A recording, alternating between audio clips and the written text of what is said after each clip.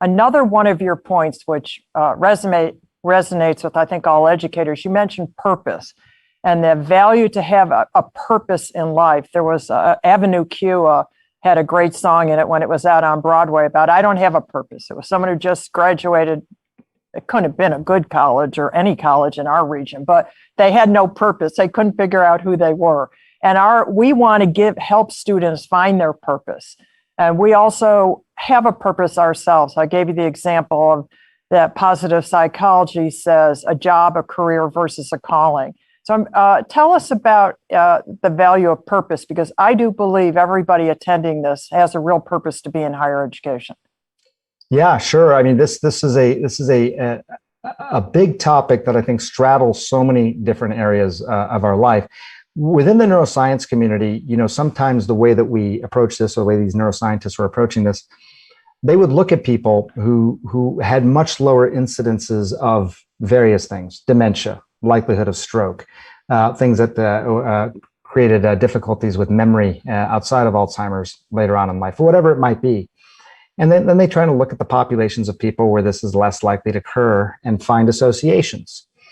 And one of the things they found over and over again, and again, it's an association. I want to be clear on that because cause and effect is difficult to sort of ascribe here. But people who were much more likely to be insulated from some of these neurodegenerative sort of problems often identified as having a life of significant purpose. Mm-hmm. And so I think that's what sort of stimulated a lot of this initial research. What is going on here? Is it something else? Is it that people who have purpose are also likely to eat better or exercise more, whatever it might be? But as they dug into it, and this is over 40, 50 years, they found that a purpose-driven life in and of itself seemed to be a protective factor against many of these neurodegenerative problems that we talk about.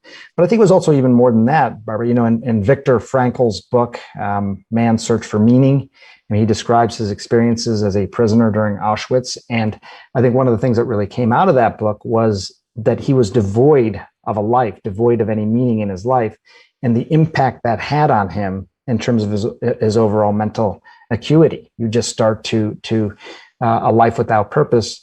It's almost as if things start to shut down. All the protective mechanisms that keep your brain sharp, kind of like, well, you're not really doing anything with this, we can start to shut down the perimeter defenses and things like that.